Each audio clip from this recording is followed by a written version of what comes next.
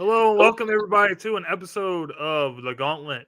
Jay Nelson is not in tonight, so you guys have to settle for the original host from this show. That would be me. So I am West. excited to be on here for NFL Week 5 Gauntlet Grinders. We're going to discuss the best players from last week. We're also going to discuss what's going on with the Eagles because they got destroyed last night in Thursday Night Football. The sky is falling. Is the defending Super Bowl going to be able to do something, or are we in big trouble? We're going to talk about it later and see what's going on. And also, we got our non-sports topic, which is the Don't tell them. Okay, well, we're going to keep it in suspense. But that's what I got for you guys tonight. So I want to welcome everybody watching the show. How you doing? And JJ and Dom, you guys are here too. So what's up? I'm on a mini vacation that started at 3:30. You can see my name, The Beast at Night. Nice. If you ever get a chance, if you like roller coasters, go to Mason, Ohio, and ride the Beast at night. It's pitch black. It's in the woods. It's 40 plus years old. It's the longest roller coaster on Earth. There's 3 tunnels. And my girl's never been there, so she's super excited. As am I. It's kind of scary at Halloween. Oh, we have matching T-mutes to wear. Nice. What matching what? T-mutes. T-Moo sweatsuits. Want to see it? Maybe.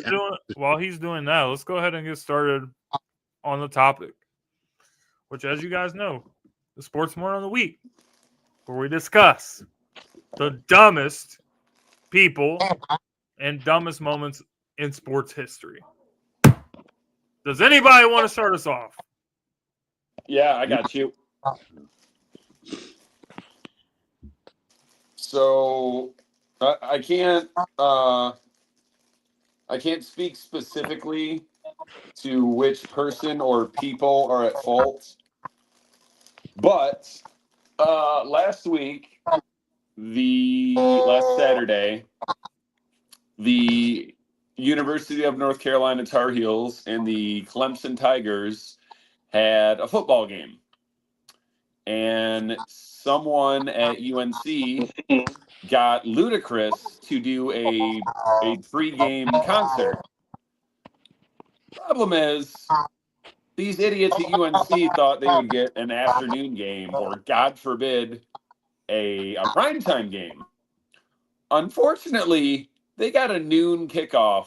So poor Christopher Bridges, you may know him as Ludacris, did a concert at UNC's football stadium at 9:30 in the morning. 9:30 in the morning. Which, if it's me personally, and I was there, I'd be like, fuck yeah, Ludacris concert at 9:30 in the morning. But suffice to say, it did not go down as planned. The Ludacris fall off is crazy. I feel bad for him because God knows what time he had to get up and get there and do sound check. And I mean, how many people were really there other than, hardcore hip hop? I'm sorry to say this, but the only song I know by Ludacris is "Move, Bitch." And alluding to the non-sports topic, go listen to Ludacris. Highly underrated rapper. Okay. I'm going to check out more from his catalog. JJ, you got anything? Honestly, no. I don't exactly have anything because I haven't actually had the chance to kind of... What I'm hearing is a lot of excuses. What I'm thinking is black guy is unprepared. What I'm thinking is, hello. Wow. What I'm thinking is, hello, have we met? Because when have I ever really had a sports person? You usually have really good ones when you're prepared. But I don't look for morons. That's the thing. So I guess I'm never prepared. Thank you for not just going default and being like, oh, the media. I remember the one episode Jackson, we had. I remember one episode we had. JJ was like, "Yeah, I've really changed as a person, so I'm not going to call anybody a moron anymore." And that I've stuck to that because I don't do that anymore. And that's Well, Okay. Well, do you have a call out? yes, I do have a call out. Now, if I have to say a call out, I don't know if y'all can see it, but I'm calling them out. Uh-oh. I'm his calling own them team. because it's more so not what they say, it's just how they act. And it's like, yo, you got to have some resolve. And I'm calling y'all out to have some resolve because what I've seen is what I feared this past weekend. And it quit. You quit when you're getting your butt whooped. And it's unfortunate, but you can't be a champion if you just quit. Like, you just can't be a champion if you just quit. Yes, sometimes champions get their butts handed to them in their season that they win the championship. Sometimes they get their butts handed to them. But nah, that type of performance on any other team would usually lead to a head coach being fired the next day because it definitely looked like they don't care. I'm so glad you said that because I asked you two different ways on Wednesday, and you did not answer the question in any form about Harbaugh. No, I said I would. Do you want I him fired? Will they fire him? No, I said I like him, but I said I do think it's time to go. But I don't necessarily want him to go, but I do think it's best interest for the team for him to go.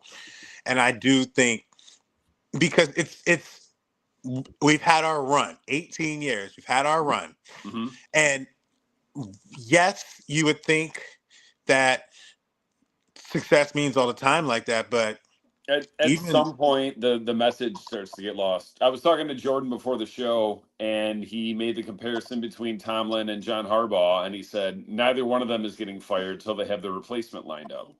And I could see that. so, but thing is, I would not want that approach. And I would sit there and say, that isn't really how we operate. You know, the Ravens aren't a team that fires until they have a replacement because it's one of those things. That's what I was Don't saying. want, what I would don't want is an inside hire if he was let go. I want someone that has a different energy. You know, I want something that's going to, you know, You want to? So, would you want a retread or a guy getting his first crack at head coach? it depends. Like, I'll even use my own job as an example. Is morale, and we're a successful team, but we just got a new manager who's a senior team member, and now the energy's just different. And we're still doing the same process, we still have the same message, it's just a little bit different. And it's reinvigorating. And I think it doesn't mean that we weren't successful with the other team. It just meant that you had your fun, you've done your work. It's time to part ways because it's just we're plateaued. I think that's what's happening with this team. If these efforts are going to continue, you need somebody that's outside that has the same type of message, but just a different energy about him. I think. I wouldn't mind Mike McDaniel over here. I wouldn't mind that No. energy. I wouldn't mind because I know he believes in running the football. He believes in having a quarterback use his skill sets. And I think that it would help them. I wouldn't mind somebody like that if a coaching change was to take place between both teams. Well, it's more so not about half the team because I'll be honest with you, the fire Harbaugh train has been doing this long before this. And I think it's not just about, we're talking about yes, that game had that specific situation, but I think we need to look at the totality of the last 6 years. And it's one of those things that's like, are we peaked out with this current coaching staff? Or is there just a lack of drive? Because at the end of the day, we have 6 defensive stars out. But if many are regarding you as the absolute best top 10, top 3 team, when a guy leaves, somebody else typically replaced. And the strength has been said that defense, especially on the line. I will say this: the injuries would matter more on the offensive side if we get Patrick. Patrick Ricard is the one that we need back. Patrick Ricard is that's the one injury. If you had him, you could withstand the defensive injuries because your offense is going to be good. Your offense would be able to drive in fourth quarter to beat a team or be able to capitalize on turnovers or miscues from a team like Detroit or something like that. But he's not there. Defensive, but it's just more so, are we going to keep doing it because we were progressing, but now that we got to the AFC title game, we regressed to the divisional game last year. And now we're regressing again to the possibility of missing a playoff, but we'll see what happens when injuries, people come back. I'm going to need you to do me a personal favor, JJ. I got an idea. What's up? Depends on what it is. Before the end of the show, please, I beg of you, please come up with a better name for your next head coach than fucking Mike McDonald. Please. I said Mike McDaniel. Oh, okay. Wait, who's that? That's the Dolphins head coach. Yeah, him. No. That's who you want? I like it. Anyways, go, James, sports moron. Yeah, I've actually been wanting to get this off my chest, but I haven't had the opportunity on the last couple shows because I keep forgetting. But Ayesha Curry, and so I'm gonna read you guys some of the comments that she made. She was on a podcast with Alex Cooper, who does a lot of stuff on pop culture and everything. She interviewed a lot of the contestants from Love Island. So this is what she said in regards to Steph Curry, her husband. Ayesha shared with host Alex Cooper, "No, so I didn't want kids. I didn't want to get married. I thought I was going to be a career girl, and that's it. After we got married, we found out we were pregnant with our daughter so quickly. I didn't even have time to think about what I wanted anymore. It's so interesting. I spent my entire life trying to work towards something, and then it kind of just disappeared, and I didn't think twice about it." Okay. There's a lot to unpack with this, but I just thought it was really inappropriate to the way that she went about expressing it. You know, things happen. Like, you have kids, and it kind of gets in the way of doing stuff because it is a big responsibility. We get it. But the way she was talking really was making Steph look bad and kind of taken away from all the sacrifices that Steph has made for her and the kids. That's really what was my takeaway from watching some of the clips in that interview. So I think it was really wrong to do that and put Steph on blast in that way. And I just don't think it's the right thing to do. So Ayesha Curry is a sports moron of the week for me because I just think what she did was really messed up. Here's my thing, Ayesha Curry, if you're watching or listening. No woman in the history of women, no woman that 100, 1,000, 10 million% didn't want kids has a kid. I don't care what sort of devious things you have to do. My guess is, okay, yeah, it was Steph that wanted the kids, not her. And that's, one of the major things that can break up or ruin a marriage if you're not on the same page about As a parent, how can you get up there and say I didn't want kids, that you never wanted kids? Yeah, that's just that's just wrong. On every single level.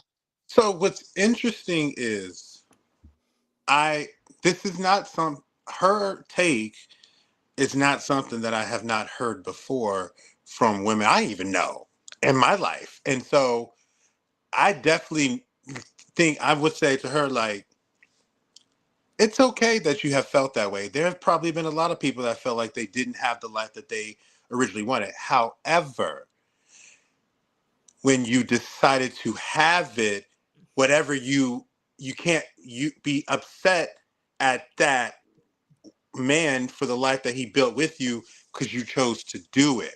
And I was like, at the end of the day, what so I look at the whole thing in totality because I'm like, I get the career driven and I understand that because that's how you already self made.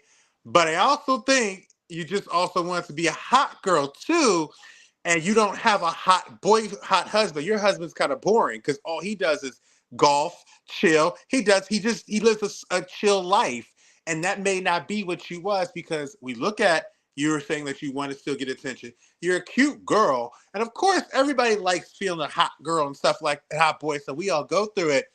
Then you were drinking your girls. Then you make the joke about taking your ring off. I'm like, girl, just say what it is. And like, because at the end of the day, it's you wanted to. What's happening is you have been you had this feeling for your life, and unfortunately, because of choices that were made, you're kind of behind him, and you thought you'd be beside him in other people's eyes. However, the crazy thing is you are living for their attention to that when this man, if you ask him, he would say straight up, she's my equal. The one person you should be wanting that you have it from, you're seeking it from everything else. You have similar characteristics to Kayla Nicole, Travis Kelce's ex, and the attention that you're trying to get from the things that you say. And I'm like, sweetheart, at the end of the day, you made those decisions. So what did you expect as an and the NBA other thing I player forgot wife other than to be a housewife? The other thing I forgot to bring up in this conversation is obviously she received a lot of backlash after what she did because, as I said, it's messed up to try to make Steph look bad. Like Steph was the reason you were held back from doing what you want to do in life. But she received all this backlash, and then she went to Instagram and posted a picture of Steph with her and all the kids. Because the fact that she went and did that just kind of shows me that she heard what people said about her on the internet, and it bothered her.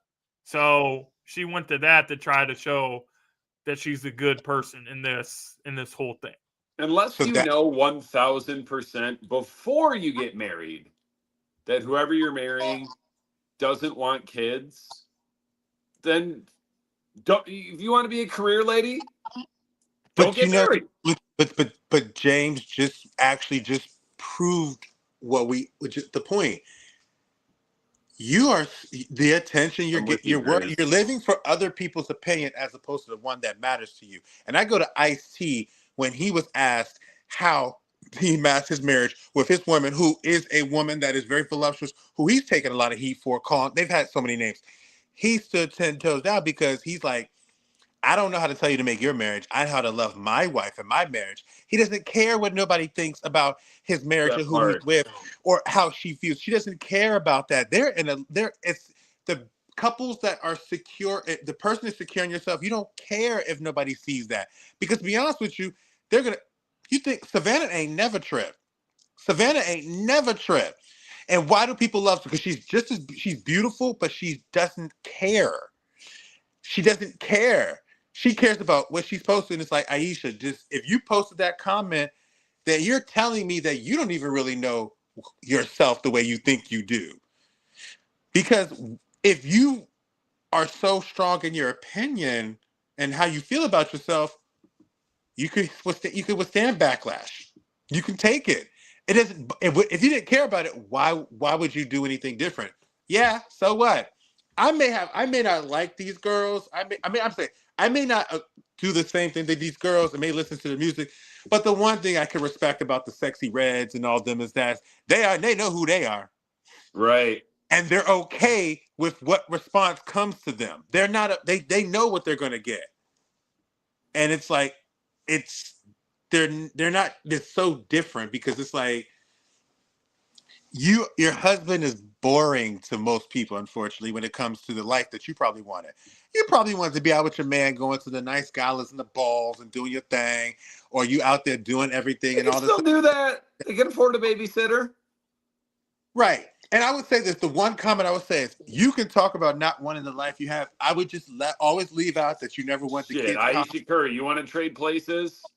I would leave out the kids comment because just leave that out and leave that private because that's one thing. you can have a conversation with privately because there are people that like that. But when you put Too it many of publicly, these it's athlete literally wives, like going to hurt your kids now. They're going to see this. They're going to be reminded yeah. of this. Anytime they get pissed off at somebody gets pissed off at them, boom, here comes this line. Your mom didn't want you. Boom, your mom, all the things that she's doing, boom, your mom is this. And it's like, you didn't like the life, James right. You didn't like the life that you chose, you had. You didn't like the hand that was dealt to you, but you dealt it yourself, and now you got to deal with it for the rest of your life. You dealt that hand for yourself. You could have left Steph because he wanted kids, but you didn't leave Steph. So you dealt this hand for yourself. Gauntlet grinder. The fact that when she said, I'll let you go, Don, but just let you know what let me know the hot girl portion is the fact that when James said she explained that she got pregnant within like a year or so after marriage. I was like, yeah, y'all was freaking like no tomorrow. That's what that was. And y'all was the next, boom, here comes the baby. All right, guys, when we get back, it's time for a new segment. Stay tuned.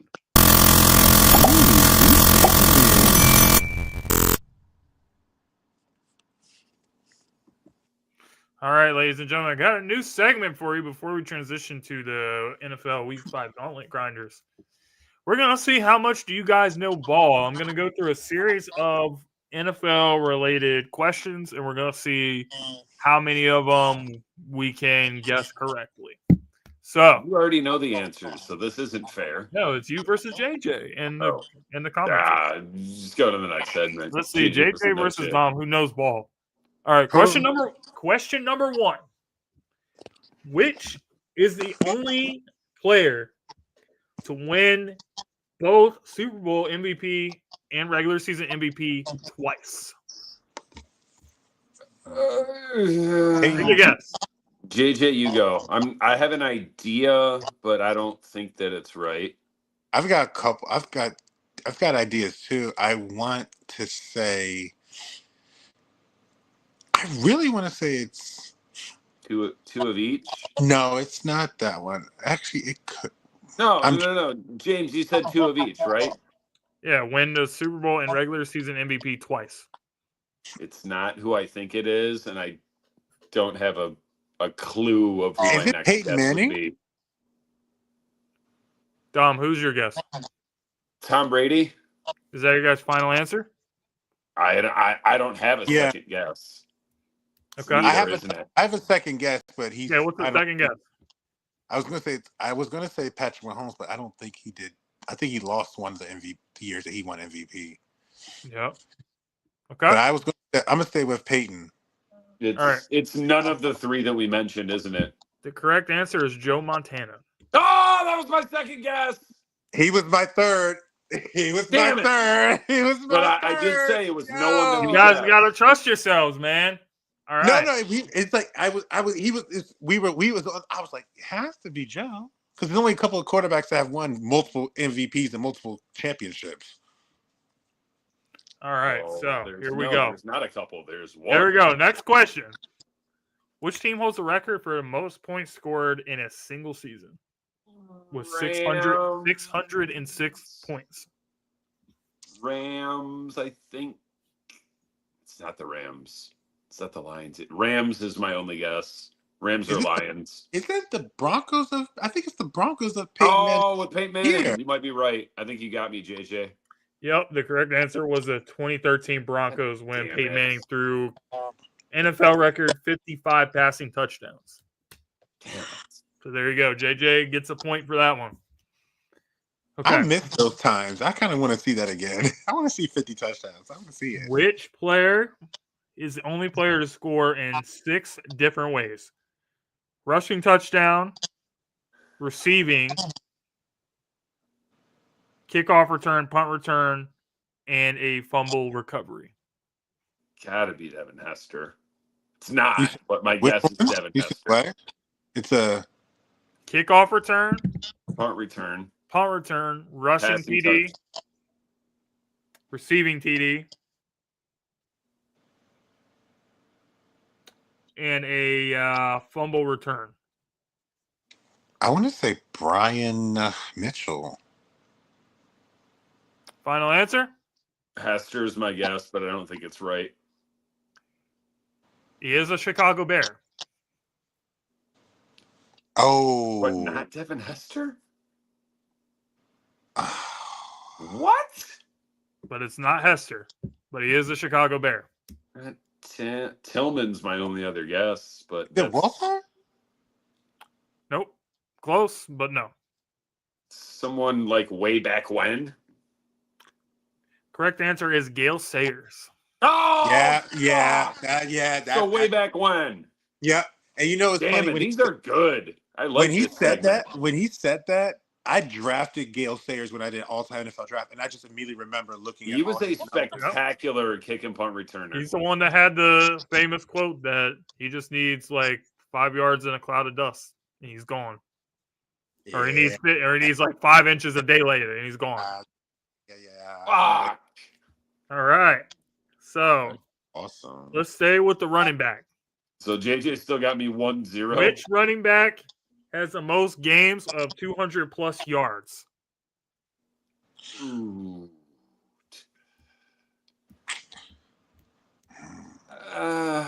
JJ, you go. 200. Fuck, I want to Google it just so I can know, but I'll wait for the answer. I think my guess is probably still wrong. It's going to be someone else that we're not thinking of. 200 plus rushing yards? Most games with 200 or more rushing yards. I'm going to go Jim Brown. That's definitely not it. Or it is. I'm going AP. It's neither. The correct answer is Adrian Peterson. Yes! 1-1! So Dom gets a point. 1-1! Dom gets a point. That was my second. Here we go. It's all good. Here we go. This is the last one for the win. Which player holds a record for the most net yards in a season? Rushing, receiving, and return yards. Kickoff return and punt return. Ooh. I don't know about kick returns. So he must have had some. In a season? In a single season. Not that it matters, but do you have the Or number? actually, no, all time. It's actually all time. Wait, all time or in a season? Which player holds the record for the most combined net yards? All time? Rushing, receiving, and return yards. All time, not single season? Yeah, all time. Then I'm definitely going to, I think I may miss this, but I don't care. I definitely think I might go, no, but he's strictly receiving, returning yards. Because I know Brian Mitchell really did have a crazy A type situation. And then I'm looking at it had to be someone that was a returner for a long time, as well as an Actually, RB. I'm wrong. This is for single season. Single season. This is for single season. Okay, not all rush, time. receiving, and returning. Yep. Okay, that makes it a little bit different because they definitely couldn't be that. Return is what throws me off. Because who's getting those kinds of touches and targets and also on special teams? I'm leaning towards, I have two people and they're both in the same division and in the AFC West. I'm going to lean Darren Sproles. Dom? It's someone that returned kicks and punts that I'm not thinking of and also got a lot of touches and catches. I'm going Marshall Faulk, but we're both wrong. It is Darren Sproles with 2,696 yards in 2011. Shout out to you, JJ. JJ for the win. You know, it's crazy because the whole time I was like, Darren Sproles or this. And I was like, Darren. He probably had whatever on special teams. I remember seeing that fact and just being blind blown, but that was a heck of a year. I was like either Darren Sproles or you just have the total yards or like each one broken down? Well, I had the total yards. I looked up the total yards. No, not you, James. Oh. So that's all. It's like total net yards. So right. All those returning yards. If you had the numbers for each one. So you probably had so Darren about Because I was looking at 14, Jamal Charles, and I was 1,500 like, yards rushing and receiving, and then I all feel those like most return people yards. would have guessed. Fuck! Where'd you pull that from, JJ? I feel like most people would have guessed Devin Hester for that one. That was my original guess. it was, but I was even him. It was, I wasn't, I remember because when you said, I just remember something about Darren Sproles doing something of a record. And then I was like, I kept going to other people because I was like, but every time I kept going to other people, I was like, I was not I even really thinking feel about like Darren Sproles. Darren Sproles. I feel like when we discuss punt returners and kickoff returners, Darren Sproles is kind of forgotten a little bit. Because it's always Devin Hester. Yeah, because he was so good on offense as well. Dante Most Hall, of the great, all these people are was brought up, but Darren most Sproles of the was great kick and punt returners weren't really Darren shit. Sproles was damn good on special teams. Yep, and that's who. And the return, the offensive game where he was actually, that's what made it solidified to say it. I was like, a factor. I was like, it has to be him because he actually was a factor in his team's offense. Devin Hester is as dumb as a Monday morning at work is long. Couldn't play corner, couldn't play wideout, but Sproles God forbid he catches that ball and can just freelance. His rookie year, I still remember rookie year of Devin Hester. Yeah, that's got to be in every week segment, James. I love that. Yeah, it was. I knew it would be fun, so we're gonna bring it back next week. But next up, guys, we got our Gauntlet Grinders from NFL Week 5. Does anybody want to start us off? I definitely can. I want to first on my AFC side, I'm going to give it to Drake May because going up in a hostile territory, facing the hottest quarterback in the entire NFL to everybody, to have the turnovers in the situation that you had, and to still get that win. Your defense grinded with you, but you stood toe to toe with a counterpart of yours who you're often considered the next one, and you definitely grinded it out and did your thing. So I have to give it to him on that one. And the NFC side, the Eastern Conference. The Eastern Conference, yes. The NFC/East Conference. Shout out NBA comes back in a week and already did 3 days. No, that's till like the 21st, I think. The 21st, like next Monday or Tuesday or whatever. Not this following Monday, but after. But anyway, the Sixers brought back the Allen Iverson jerseys for this season. Yes. And shout out to him too, being 6 months sober. I was going to say sober for 6 months. And it's something that sobriety is a big deal. And sobriety is life changing. So shout out to him for that one. But I'll say NFC side, I am going to give it to, he always does his thing, Mr. Puka Nacua. And Puka is, he is just a grinder. He's your perfect type of wide receiver because he don't talk. He just get the ball, catch, make the play, get back next. He does his thing, and you can think to break that record, made by his former teammate, right? But like I Puka Nacua, those are my grinders, Mr. Puka and Mr. Drake May. You want me to go, James? Yeah, you go right ahead. 2 quarterbacks, both from the NFC. CJ Stroud, sorry, JJ, 23-27. 244 yards, 4 TDs, no picks. That's one of the, maybe not yards wise, but like completion percentage, 4 TDs, no picks. That's one of the best games of his career. Sidebar, have y'all seen the meme with the white chick with what looks to be a fat ass in a gray dress? And then dude's like, hey, turn around and let me see that Ravens defense. It goes to, I have to be honest with you, and I will say this. It's funny you said that because you're right, though. So, y'all lost your identity.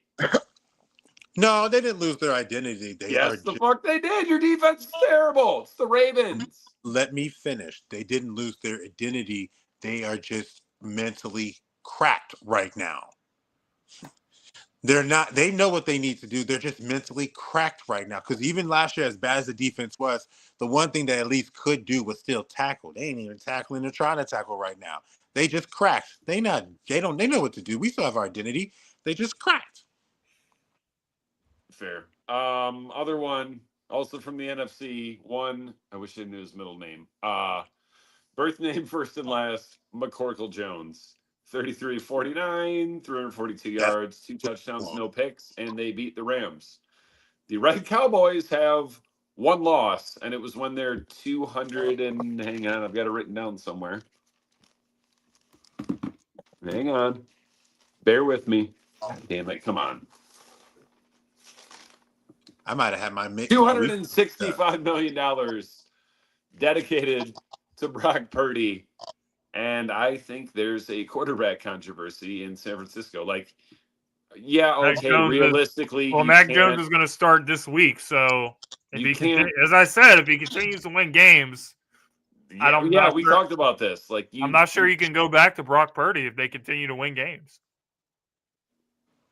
I agree with you 100%, but the salary cap and the GM's job has 265 million reasons why you have to go back to Purdy. Their job is to win. Their job is to win football games and put the best. I agree. That gives them the best chance. I 100% agree with you. I'm sure we all do. Because the Atlanta Falcons felt that way about Kirk Cousins. I think so why could this not happen again?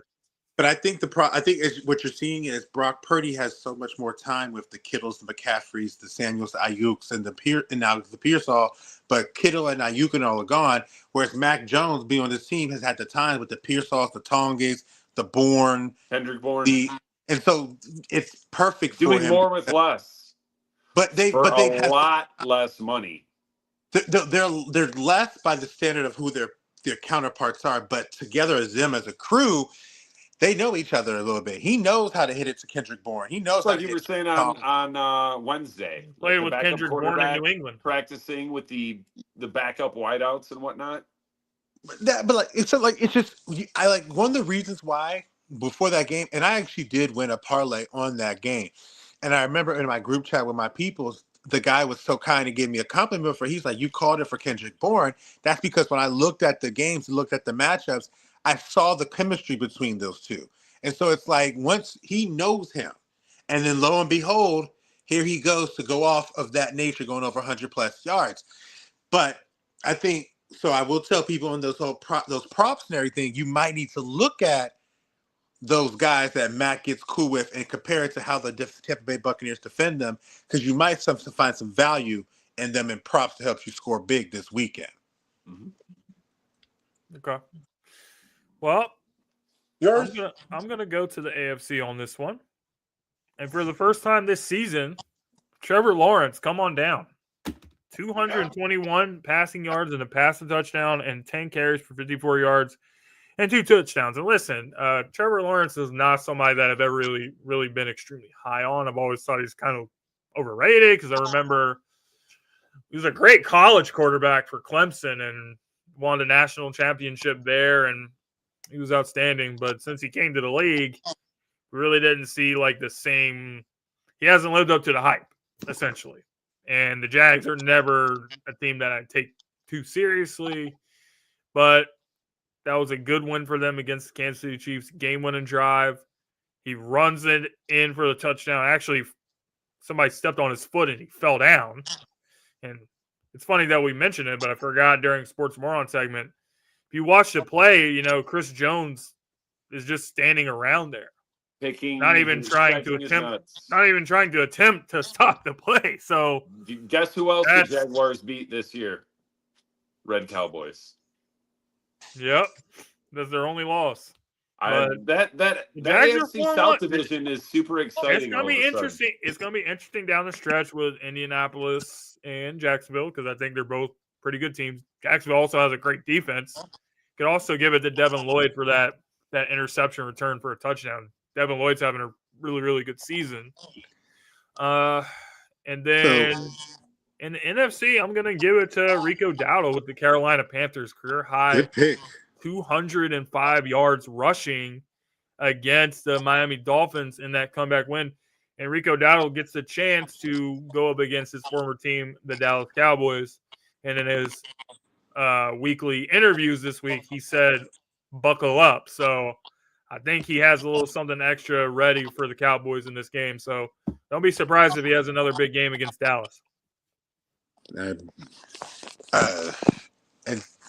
I wanted to ask y'all a question on about the division of the AFC South. Now, are you now Houston's offense in the last 2 games has done pretty well. Are you attributed to them figuring it out, or the teams that they face? Because the Ravens, of course, are in a funk, and then the team before that they faced, I believe, was one of the lowly Titans. So, do you think like Houston has enough that they can turn it around and maybe compete with the Colts and the Jaguars for this division, or do you think don't like think that so. they're knocked out? Nope. I don't think so. I think those 2 teams are a class above Houston. Refer to my Even if sports they're moron healthy. from 2 weeks ago. Yeah. Traded Well, your looks like only we good missed- tackle in the offseason. Man, Then I feel like we traded- missed. I feel like we missed on the sports moron. So just one more thing, since I was on the topic of the Cowboys, Jerry Jones, when he was seen at the game against the Jets, flipping off fans, Same thing, with his right? middle finger, he was fined $250,000 for that. And in an interview, he stated that he meant to give the fans a thumbs up, not flip them off. That's Like, come on, too bro. many fingers apart. If you wanted to do this and you confuse this and this, but these are 2 fingers apart. That's the reason why we love Jerry Jones, though. He's very entertaining. And I meant to tell you guys this because I realized that we didn't do it on Wednesday. We never, I think, picked the pick for the Bears and the Commanders. I don't think we got that one. And Chicago Bears.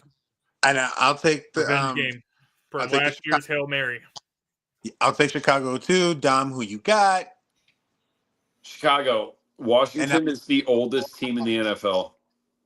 Okay, didn't And know that. I hate picking division rivals, but you do are. And I do want to shout out to Jay. He was not here with us on the picked off as he is in tonight. My apologies. I didn't get a chance to shout you out that day. So I wanted to shout you out now that we did miss you on that day on Wednesday. I know I kind of went a little tangent, but I was trying to get that out the way. The She-Eagles. Okay, yeah. Shout out to him. Ladies and gentlemen, Philadelphia Eagles. The My She-Eagles. team. Back-to-back losses for the first time since 2023. And it has not looked pretty for the last 2 weeks. There's drama in the locker room with AJ Brown. Really all season, other than a quarter here, a quarter there. We don't know what's going on. The offensive coordinator's been bad.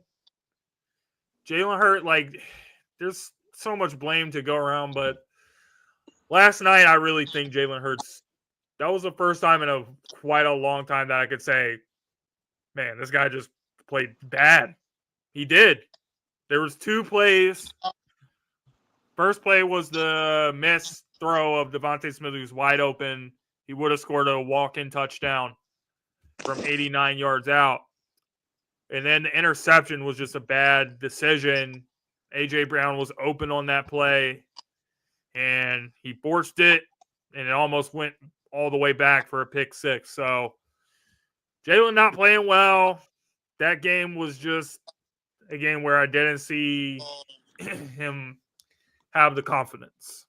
There's blame all the way around. The offensive line's not playing well. But the biggest talking point is about A.J. Brown and Jalen Hurts. What's going on? Do they get along? Does A.J. want to stay in Philly? Listen, I think what it boils down to is that this team is not playing at a high level. And there's been concerns that's been brought up during the season of how the offense is sputtering and not being consistent and looking great for half of the game and looking terrible for a half of the game. But I don't believe that it is that extreme level. I feel that AJ is frustrated. I feel that AJ is frustrated by the team's play as he should be. I feel that everyone on the team is frustrated to a certain degree, but they're not as honest and forthcoming like A.J. Brown is. So if you're a competitor at this level, then you would not be satisfied by how they're playing. So as far as everyone being upset with A.J. Brown, I totally don't understand it. I think that some things he should probably keep in-house. I do agree with that. But A.J. Brown is not saying something that anybody else hasn't said. He's saying what people are thinking, Yeah. but You is gotta be afraid to better. actually say it. So I do think that the Eagles have some big issues right now. So help me clarify real quick. They are a defending Super Bowl champion. But James, really quick for you. When I'm you almost say done. I'm almost done. I was going to ask you a question in addition to that. Okay. Go ahead. Now I was saying, what is he actually? What has he said that you're saying everybody has said? Like, what's he saying? Is he saying that we're not getting the ball spread out way? We're not focused enough? Like, what's the actual quote? That's what I'm want to know. We're not playing well offensively, and that if we're gonna, be a champion team again, we cannot play this way. And it's not just about getting AJ Brown the ball. It's not just about a passing offense. The rushing offense has been terrible. You see this offensive line play. Your O-line is They're not blocking. They're not opening holes. As good as it was. People say give Saquon Barkley the ball for what? There's nowhere that Saquon is able to run. Nowhere to go. So they're running the same offensive plays and just telling Saquon to run into a wall of defensive linemen. So the passing offense, the rushing offense, it doesn't matter. They're not executing and playing at the level that they should be. So if you're a competitor at this level, you should be pissed off by this. And after getting smacked by division rival that you're a class above, the New York Giants is not on the same level as the Philadelphia Eagles. They're not. And last night was an unacceptable performance. And now they have 10 days to think about it. And I hope it hurts them. And I hope that when they come out of this was the turning point of the season and they get back to playing the way that we know they can. But what they've shown so far this season is a lot of inconsistency, and this is not good enough to, try to compete and go back to the Super Bowl. So, it's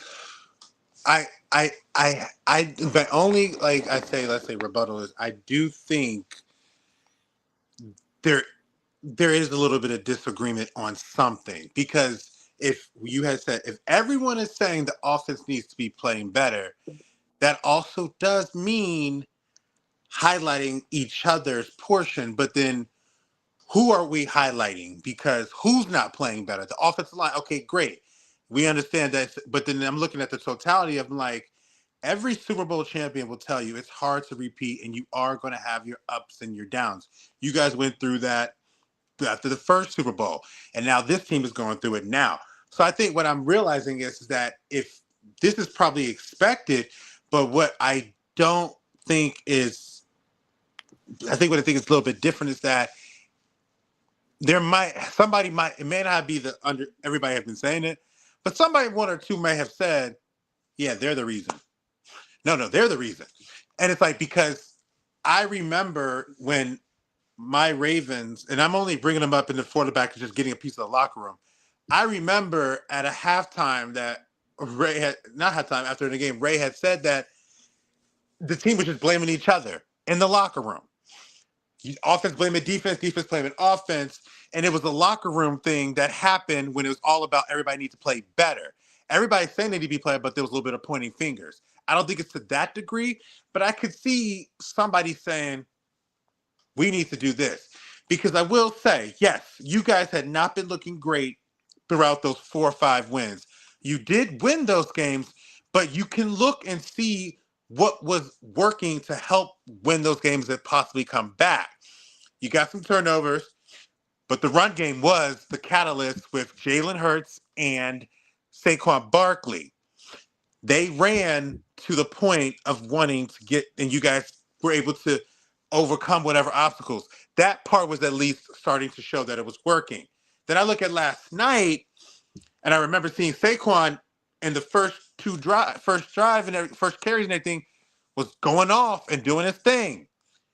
Seen it working to Dallas Goedert, and they was doing their thing. But then they started throwing more than they started running, and then here comes the problems. And it's like, that's happened the last 2 games, and it's 2 straight losses. And so it's like, when I'm looking at it whole, it's like, maybe somebody did think in their mind, it's not really us. It's all of us, but we do need to highlight this junction more on this topic to get past this. And that's what I more so that's what I kind of felt like, but I Well, don't think it's things that can't be recovered. I think you definitely can get through it and rebound, but it wouldn't surprise me if one group or anything, because you have ego and when you have pride and confidence in yourself. Some people ain't have the strength to sit there and be okay with you telling them that they ain't doing their job. And the first thing you try to tell somebody they ain't doing, they gonna point back to you and be like, but you ain't doing this. I I think don't they think can it's turn it. I think they can turn around as well. But absolutely. but what we need is a get back game. We need a game where we come out and we show that consistency and show that we can be that dominant team that we've been in the past. We have not seen that so far this season, but I feel like they need a really good performance to get this thing going, because the schedule's not going to get easier. I think your expectations. I think the expectations could be the same as the Super Bowl, but I think it's going to be in a different way, because I didn't know this last night. Y'all lost 10 starters on off defense or so like that. Yeah, you ain't gonna look like you did last year. Yeah, you lost you lost offensive players and stuff. Yes, you are not going to look at it. So it may have to be done differently. So I would say to y'all, if you let's say you Totally agree. start off with a slow start and then finish strong in the next game and win, I would even look at that as a win, because at least you're doing something. And then the next game, it's not a slow start. It's only one drive or two drives. And but it's like if you come out thinking, not you, but I'm saying if people come out thinking, oh, they need to get back to Super Bowl form for like they did last year, I don't think that's realistic, because this is a different team. It's going to take it time. It may be a different approach this year. They may not have the dominant defense that's going to be making those splurge plays. They may be a decent defense that has the capitalization on a turnover point. They may not be that offense that has 2,000 yards from Saquon. They may be that offense where it looked like an actual offense where you use the wide receivers, the tight end, and the running back. I just think it's going to be different, but I think it's just I wouldn't even panic right now. Even if they went 4-3, I'd be like, look, just walk them better, because you have seen your own team win 6 or 7 straight games and lead itself to a Super Bowl. You've seen your team rack up wins to rebound. So it ain't the end of the world. Just just win the game and build on it. You're not a complete product at this point, because if you're a complete product at this point, we should be at the Super Bowl. Period. Don, what's your take on the Eagles? My bad. Well, they still have, and I think it's not close. The Eagles still have the best 1 through 53 in the NFL. The O-line is not looking like what it did last year or the year before or the year before, the year before, the year before. Like, PFF or whatever, advanced analytics site you choose. The Eagles are middle of the pack as far as O-line. And yeah, of course, it's like JJ said, like, Saquon's not going to run wild when the holes aren't there. But, like, honestly, James, like, you're lucky. I don't know if you're personally panicking or not. If you are, if you aren't, whatever. Like, you're still 4-2. You got the best roster in the NFL. Defending Super Bowl champs. You've got a top 7 or 8 quarterback, arguably the best running back in the NFL. 2 top 20 receivers. The defense is really good. Like, yeah, last night, bad luck.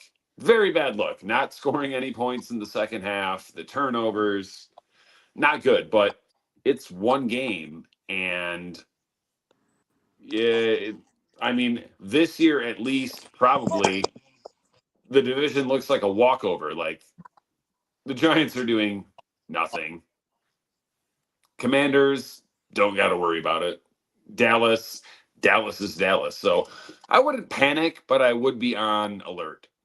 It was a perfect storm for the Giants to do what they did last night. It was not anything indication of you guys. It's honestly, you were expected to be in a competitive game, because it's a quarterback that can use his legs, and we have seen in the league when a quarterback uses his legs, so it's going to be a competitive game. They will see the Giants in 2 weeks again in Philadelphia. That's your chance for the get back. I expect us to take these next 2 games, and I'm expecting to see a much better approach with this team. I feel like the Eagles had an unbelievable run of winning like 20 of their last 21 games, and that just came to an end. So the Eagles have kind of forgotten what it feels like to even have a loss. But now you know it's serious. So I want to see what they do. They got 10 days to figure it out, and hopefully the Eagles get everything turned around. And the wisest thing, I think it really, to your point, is that you're right. Like you figured out how to become a champion.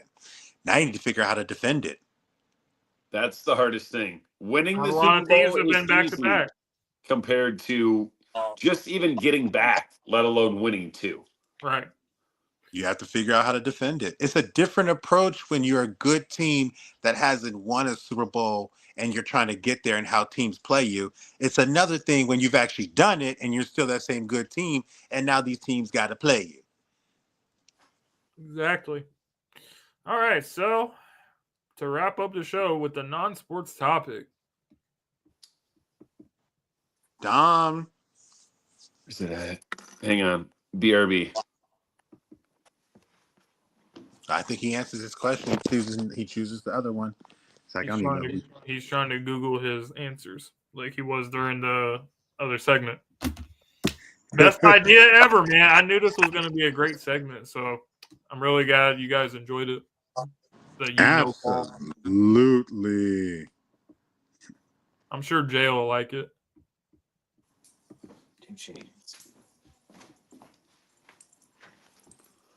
But JJ is the first champion of the ball. How about that? All right, so Dom, what are we doing? Well, long overdue. Finally announced 2-3 days ago. Versus. Y'all remember Versus? Cash money. No limit. Who you got? You guys go. You take it away, James, first. I'll be over there. I'm watching. I do not know that much about either of these artists, but based off the name, the honesty, it's a group. Groups. Just groups. Based off of the names or entertainment companies. Based off the name, I'm just going to give it to No Limit. So that gives me the confidence because they don't put limits on themselves. But Cash Money, there's a limit to how much money you can have. Money is not limitless. There's a limit to how much you can have in life. So just based off the names and not knowing anything about either one of them is No Limit for the win. I love that you did that. I love your honesty about it because a lot of times people will try to answer and be like, Nope. So they're huge entertainment companies that produce some of the best artists and the best records of the 90s and some part of the 2000s and stuff. You have big time artists like Lil Wayne, who came from Cash Money. Yep. You got No Limit Records. That's Master P. Correct me if I'm wrong. Goes on. Keep going, JJ. No Limit is Master P, right? Correct. Or was that Dre? It's Master P. No Limit is certainly Master P. Right. You have Master P, and then Master P had Choppa, who was like, it's like, so for me, I'm a big time dancer, and I used to like to, shake the romper and all that stuff. So Choppa Style came into play. Then you had Back That Booty Up, Back That Ass Up from Juvenile. And I will say the reason why I will give it to Cash Money is for that song there. That song by Juvenile with everyone else on there, Manny Fresh and Lil Wayne, it could be 2035 and you can still dance to it the way you would do back in 1999 when that song first debuted. And I think above all, their artists made more hits for me. And so I love them both. I love them both because I've had burnt so many songs from all of them. But I've always been Cash Money. Cash Money for the 99. But No Limit was nice. No Limit was nice. And all they're nice. So I think you go No Limit then, Dom. Probably. I mean, and I think they're doing it live. And Lil Wayne is not having any part in it because he's, he thinks he's too big for it. But if you go based on hits, it's relatively equal. Yeah. I think No Limit had the better roster as far as rappers. Like, and I'm not even counting any of the Miller Boys, but like you're talking Mystical, Fiend, Soulja Slim, Mac. Cash Money had Juvie, a young Lil Wayne, and that's about it. They It's have funny Manny because Fresh in them. for They have, almost as many years as I've been rooting for this Cash Money No Limit versus, I wanted to see the same thing, but Manny Fresh against Beats by the Pound / KLC. Because KLC, like, and it's funny was because it? James said it earlier. He said the only Ludacris song I know is "Move, Bitch." You know who made that song? That beat? KLC, the drum major. I'm just Wasn't BG Cash Money too? yes, he was. Love BG. Me too. I just like his first beat. I just remember his one song. He was like, "Your heart beat for you scared," and that beat was so hard. And I used to listen to some of his songs with beats, and I love Big Timers. But Same. I love the Big Timers, and I will say, but it's just it's Mystical, of course. You got him. I just remember him on. You mentioned Ludacris's "Move, Get Out the Way." Here I come. Here I go. Don't stop. Uh-oh, don't Uh-oh, duck, you bitch, stop. move. Move. You see them headlights. You see the fucking crowd. It was just he definitely I remember that music video, everything. Everybody can relate. Everybody can relate to that song because you drive in any major city where there's a lot of traffic, you're just like, I see you on the highway. Get the fuck out of my way. Right. Or if you're ever in a limo and you don't tell the limo driver to play "Move, Bitch," you fucked it up.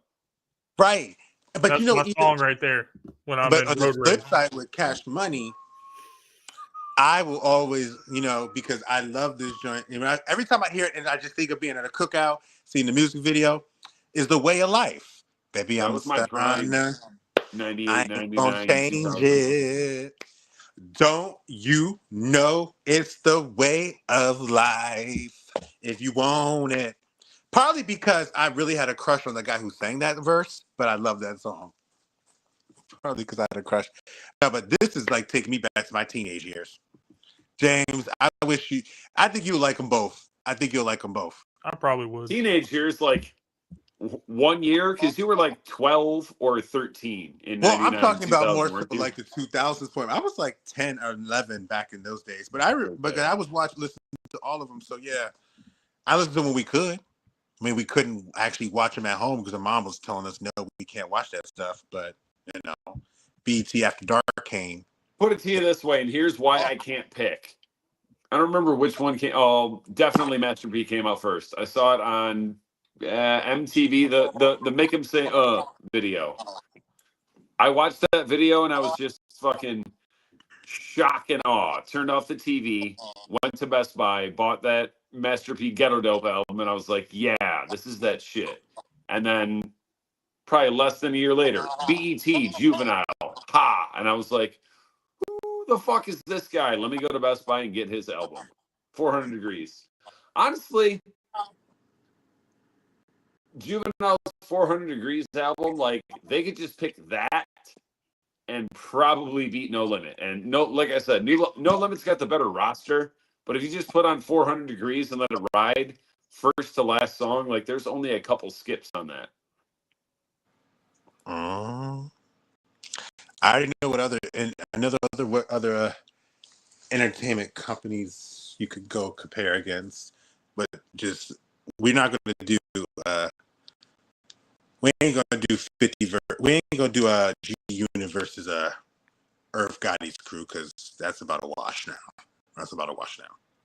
Badly. But it's great because your Ja Rule said he finally ends his beef with 50, and I was like, no shade, Ja. I love you, Def, but I was like, but that's been done for like 15, 20 years now. Like It's a this has joke been now. settled Like a my buddy long texted me and time he was like, ago. "Hey, do you want to go with me to this concert?" And I'm like, "Who?" He was like, "Ja Rule." I was like, "No, thank you." He was like, "My man's." But there's all sorts of shit on like TikTok and Instagram, like homies calling up their homies like, "Hey, you want to go with me to this show?" Like, what show? He's like, Ja Rule. He's like, "Man, why the fuck would you call me asking that shit?" Honestly, I would go because I like all my old songs, but that's the consensus. I like them both. I like John. I like 50. I like them both.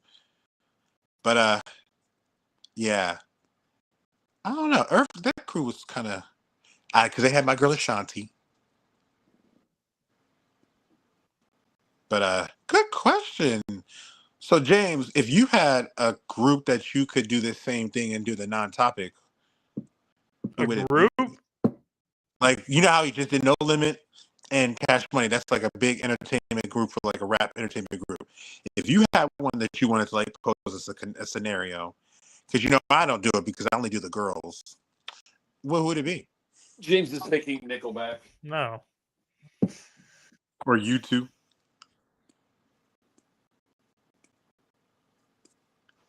I want to hear who James likes. Who's he going to compare? Because I like the. Like in a versus, like as in a rap battle thing? Yeah. Okay. Like, would you do?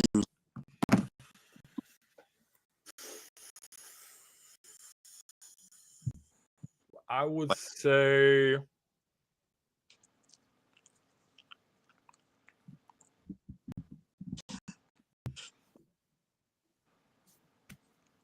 about Kanye West versus Eminem?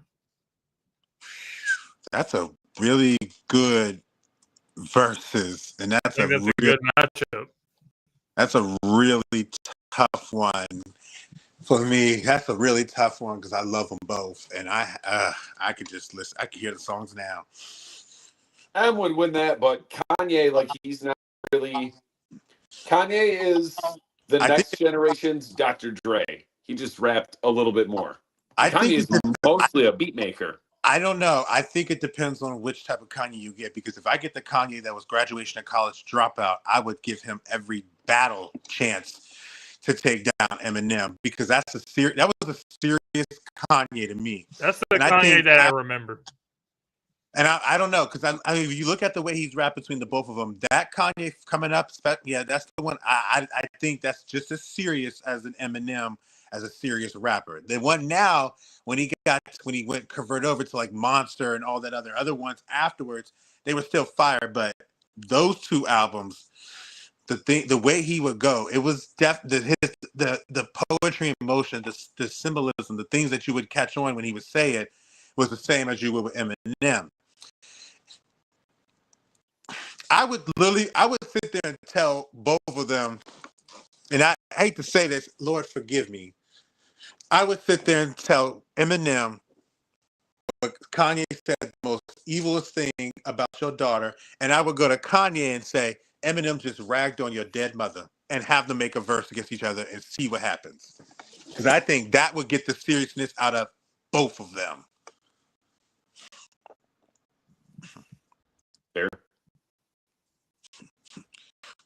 And I don't mean that, I'm not saying that in any way of actually trying to like wish anything harm, like saying something like that. It's just, if you want to get them serious, you got to hit them where it hurts. Mm-hmm. That's a good one. And Kanye's first music video, he had, I still remember it, with Selena Johnson singing it for him, but he had Stacey Dash as his girl in the video. I mean, we just remember seeing how beautiful she was because he's just pretty much running after her. Let's wrap it up. My girl just showed up. There you go. All this right, has been the Gauntlet season. What season are we on? 16. Dang. Damn, Actually, we're better than like the Flintstones and the Simpsons. It's like 5. 5 episode. We go 5. the longest running show on We missed network. one, didn't we? Yeah. I don't know. I lost count. Doesn't matter. S5E5. The next time you guys will see us all together will be on Wednesday night when we make more NFL picks. So, There we go. thanks for tuning in, everybody. Sideline Sports Network production. And we'll see you guys next week. Good night, Yeah. Mason, Ohio. I'll see